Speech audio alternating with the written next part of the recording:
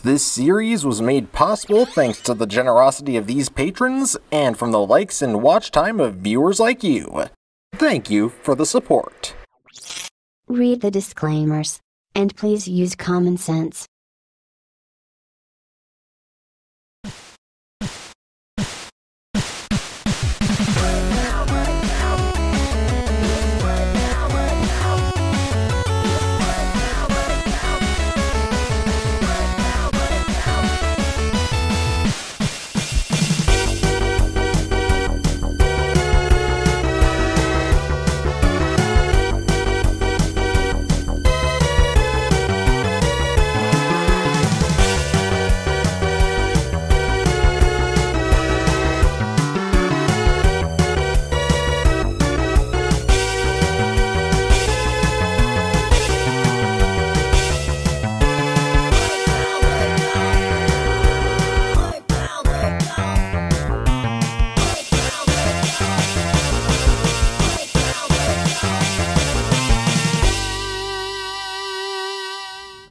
Around 2 weeks ago, I made a community post and video asking all of you a simple question. Which would you rather see more frequently on It Figures? New figures or old figures? The reason I asked this question is because lately I've been feeling pretty burnt out on the new releases. I know that they'll do well in terms of search traffic, but they don't inspire me to make videos currently. And on the other hand, older figures, while they aren't exactly being searched for frequently, do provide me with a greater opportunity for creativity in my videos and make me feel more inspired to make said videos. And after going through all the feedback that I got both here on YouTube and over on other platforms where I posted the question, I was surprised to find that most people were interested in seeing me review older figures, as figures from and predating Power of the Primes. Of course, only time will be able to answer the question of whether or not this was a stupid decision on my end. But for now, we've got a different question to answer. Is it possible to make a toy out of solid dopamine? Greetings, inhabitants of the internet. I'm Firebite27, and let us commence our analysis of Transformers War for Cybertron Trilogy Kingdom Core Class Soundwave. Now, for many members of my audience who are the same age as me, you may not know what this is. So it is with great honor that I introduce you to a cassette player. And for those of you who don't know what a cassette is to a VHS tape what a CD is to a DVD. Or in more modern terms, the cassette is to the VHS tape what the Spotify is to the Netflix. And for those of you who didn't know, yes, we used to listen to music and watch movies through little plastic rectangles. And the only reason I know this is because my parents actually had some when I was a baby, and I actually managed to break our VHS player by stuffing a bunch of Lego Duplos and Hot Wheels into it. Yeah, if you couldn't already tell, I've never been a great decision maker. Unlike the designers of Core Class Soundwave, who did an excellent job of creating such a small cassette player. Now, I won't tout this alternate mode as being perfect, especially when it comes to certain areas of kibble management on the back and another area that we'll get to very shortly, but when it comes to the molded details, such as the speakers, volume knob, and also all of the pause, play, record, rewind buttons, all of them were molded perfectly well. And on top of that, each one got a metric gallon of paint applied to it. Everything that needed to be painted on this alternate mode got painted. Whether it be the aforementioned speakers, these pairs of lines that flank the cassette window, or the trim around the cassette window itself. But I think one of the best parts about this alternate mode is that it's actually comparable to a functional cassette player. You can open up the door and slot in this little tiny fleck of paint, which is allegedly Laserbeak, but you can't transform to verify that. And it just slots in, you close it up, and bam!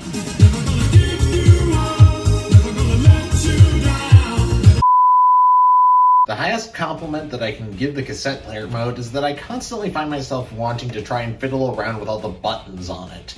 Everything looks like it's molded perfectly and would actually function, even though my brain knows that it won't. Having said that, I'm not blind.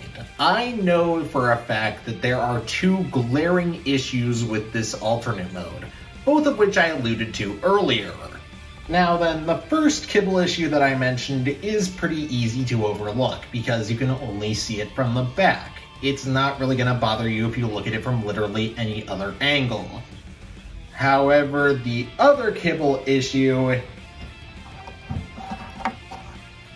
is bothersome no matter which angle you look at the figure from. Because, well, they gave the thing cat ears. Like they were trying to make some kind of rejected side character from the Unikitty spin-off show. However, in spite of the ridiculousness of this kibble, it's totally excusable. And in order to explain why, I must invoke the ritual. Prepare yourselves, people.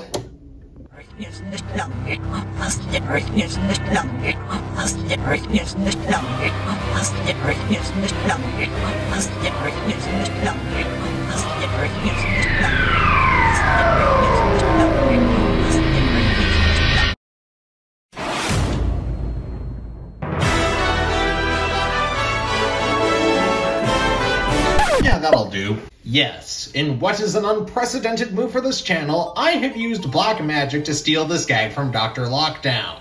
The reason Doc and I use this sign is quite simple. The sign isn't some catch-all excuse for a figure's flaws, far from it. A Legends figure will still need to be criticized based on what it does right and wrong. However, the sign does come out when we need to give the design some leeway. When a figure is this small, some compromises need to happen.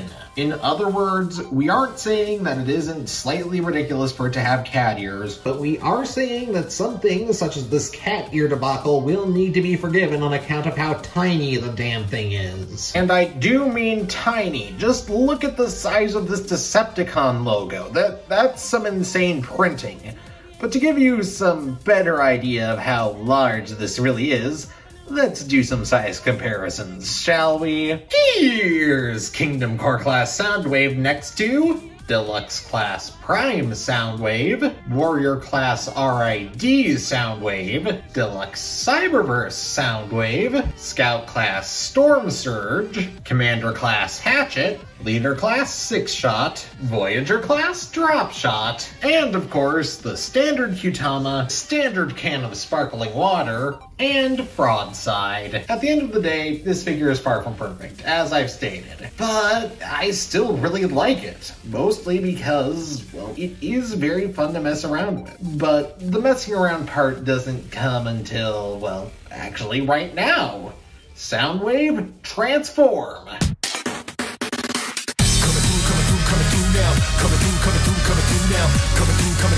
Okay, I don't care if this makes me sound like a broken record, or in this case Cassette, but oh my goodness. The figure is so good for being this small. The sculpt bears every single possible detail you could want out of a Soundwave. From the weird greebles on the fronts of his shoulder pads, the panel lines on his forearms, to the buttons molded on the crotch, and the head that literally inspired the faction symbol that lies below it, this figure has everything sculpted. And the thing that's impressed me most about all these details is that most, not all, but most of these details got painted. And painted well despite their size. Granted, it's not entirely perfect, like I think the yellow stripes here were done a bit thinly. And speaking of yellow, also the fact that I have no idea whether or not this asymmetrical pattern here on the chest was actually intentional or just a paint mishap. And to illustrate why it's so impressive, just look at the inside of the shoulder cannon. Every one of those tiny, near microscopic missiles was painted. In fact, the only real complaint I have about the deco is that there are some molded details on the back that didn't get any paint whatsoever. But considering how tight mainline budgets tend to be, I can let that slide. Besides, the sign is here now. I can just use that as a cop-out. Which kinda just summarizes my overall thoughts on Core Class Soundwave. It does a lot good, and the few flaws that I do find with it are just nitpicks that don't even really bother me. For example, one of the complaints I could have had is, why the hell is the stand port mounted on the side of the leg instead of the butt? Though I don't really find myself caring, so it's just gonna remain a nitpick, and one that doesn't even bother me.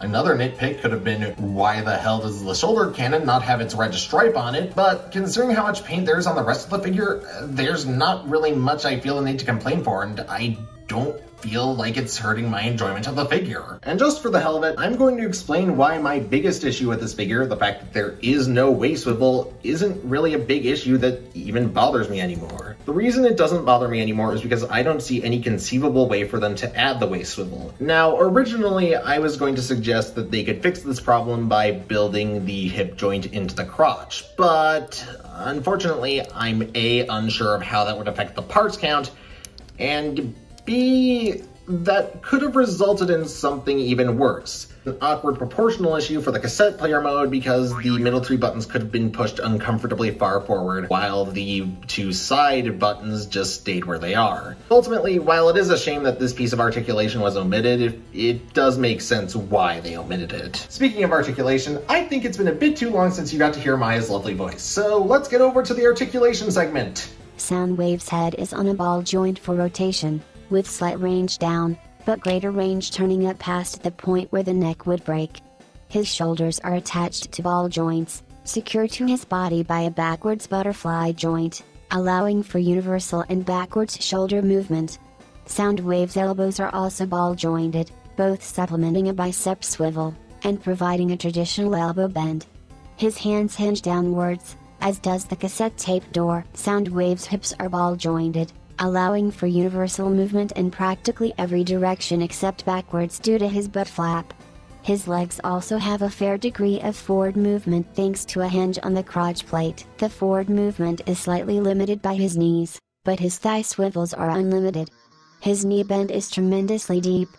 And while Soundwave's sideways ankle movements are best described as non-existent, backward movement possesses a surprising range. Overall, core class Soundwave's articulation is fairly acceptable for a figure this small. And to really drive home the point of how small he is, here he is next to Deluxe Soundwave, Warrior class Soundwave, Deluxe class Soundwave, Scout class Storm Surge, Commander class Hatchet, Decepticon Ninja Consultant, Voyager class My Immortal reference, and of course, the standard Qtama, standard can of sparkling water, and Broadside. Now hopefully, over the course of this review, I've managed to communicate just how much fun core class Soundwave is. And this fun first philosophy is at the heart of small scale Transformers design. Whether it's the basic class figures of the late 90s and early 2000s, the Scout class figures of the mid to late 2000s, the Commanders of the early 2010s, and the Legends that succeeded them. From Cyberverse Combat class to Kingdom Core class to even things as small and strange as Minicons, Siege Micromasters, and of course my beloved BotBots. One thing stands as fact. Fun comes first in small-scale Transformers design, because if it isn't fun, you're going to suffer! At its heart, core class Soundwave is the ultimate example of a desk toy. It's something you can just absentmindedly fiddle around with at work or school or whatever, and it'll help you focus. In fact, I can vouch for that, since so far it's gotten me through 7 different college lectures. And on its own, this figure is a great standalone piece. You don't need to buy anything to accompany it, and you really don't have to be a big fan of Transformers to like it. It's fun to mess around with on its own, and at its heart, that embodies the philosophy of Legends and core class figures. And so overall, I'm perfectly happy with awarding this figure a 10 out of 10. And that's because of my eagerness to recommend this not just to Transformers fans, but people outside of Transformers. If you pick this up, you won't regret it. Though, try to avoid paying more than $15, otherwise you might be really disappointed with what you're getting. And with all that being said, this is Firebite27, over and out.